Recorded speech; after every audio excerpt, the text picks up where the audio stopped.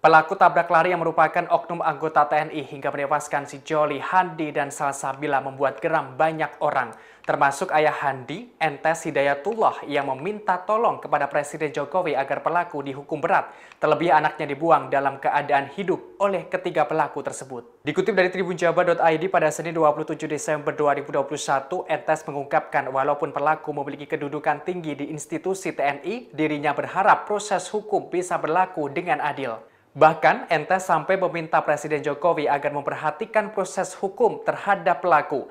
Entes menganggap kejadian naas yang dialami keluarganya tersebut bukan termasuk masalah kecil. Hal ini karena sudah menyangkut nyawa manusia. Terlebih pelaku sudah membuang anaknya dalam keadaan hidup. Sebagaimana informasi sebelumnya, polisi menemukan kejanggalan pada jenazah Handi yang ditemukan di Kecamatan Rawalo, Kabupaten Banyumas. Diduga saat dibuang pelaku, Handi dalam keadaan hidup. Kabidokes Polda Jateng, Kombes Pol Dr. Sumi Hastri Purwanti menjelaskan terdapat laporan polisi mengenai adanya orang hilang dari Jawa Barat dengan ciri-ciri yang sama. Hastri menerangkan polisi memeriksa berdasarkan medis mulai dari tinggi badan, wajah, hingga rambut. Hal ini karena jasad telah membusuk. Pencocokan data dilakukan berdasarkan foto yang dibawa keluarga. Hasilnya korban wanita tersebut sudah meninggal dunia saat kejadian di Nagrek dengan luka di kepala. Sedangkan korban Handi juga ditemukan luka di kepala, namun masih ada tanda-tanda air di saluran pernafasan hingga paru-paru. Dengan demikian, Sumi menyimpulkan bahwa Salsabila meninggal saat dibuang ke sungai, sementara Handi dibuang dalam keadaan masih hidup.